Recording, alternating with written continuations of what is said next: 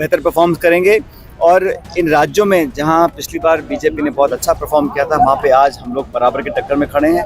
बहुमत हमारे साथ रहेगा और राजस्थान की अधिकांश सीटों पर कांग्रेस पार्टी जीत कर जाएगी। हमारे प्रत्याशी बहुत मजबूत हैं और इस बार जो माहौल बिल्कुल विपरीत दिख रहा है, क्योंकि 10 साल की केंद्र की सरकार है और 3-4 महीने से राजस्थान में सरकार बीजेपी की है।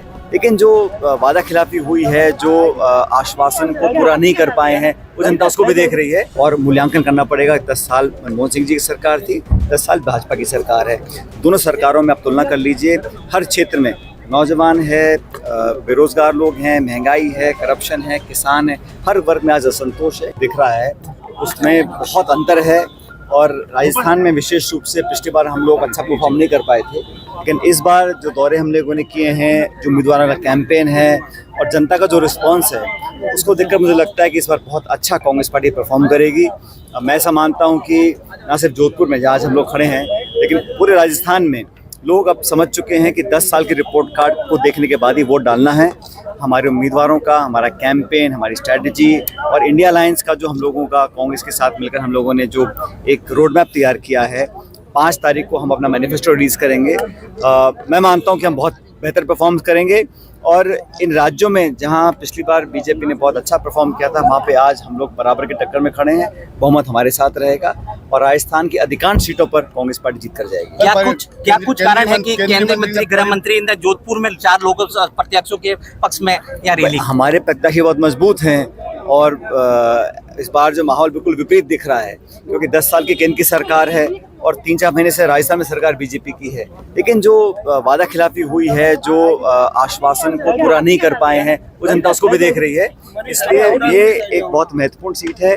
साथ ही साथ राजस्थान में जो बाकी 24 जगह हमारी पार्टी और इंडिया अलायंस के लोग लड़ रहे हैं, हम मजबूती से लड़ रहे हैं और जिस तरह से हमारा कैंपेन चल रहा है, उसे देखकर मैं पूरी तरह आश्वस्त हूँ कि बहुत बेहतर परिणाम कांग्रेस पार्टी के पक्ष में। केंद्रीय मंत्री ने परिवारवाद का आरोप लगाया कांग्रेस पे।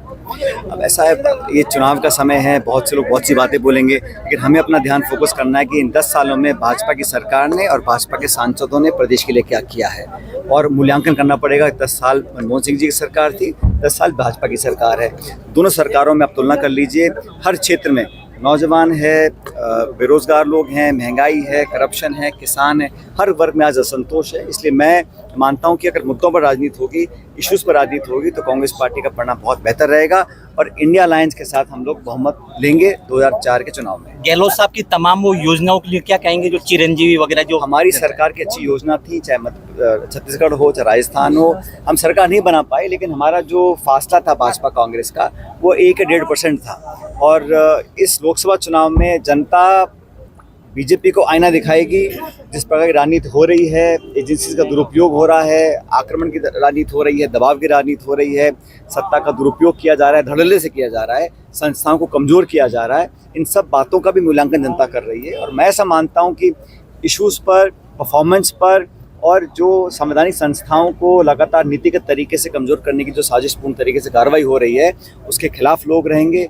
निर्वाचित मुख्यमंत्रियों को आप जेल में डाल रहे हैं, आप लोगों पर एजेंसीज का दुरुपयोग कर दबाव बना रहे हैं, इन सब बातों का प्रभाव पड़ता है लोगों के ऊपर। और आज हर वर्ग संतुष्ट है, किसान वर्ग हो, मध्यम वर्ग हो, महिला हो, नौजवान हो, इन सब बातों को देखकर लोग अच्छा वोट डालेंगे और कांग्रेस के पक्ष में डालेंगे।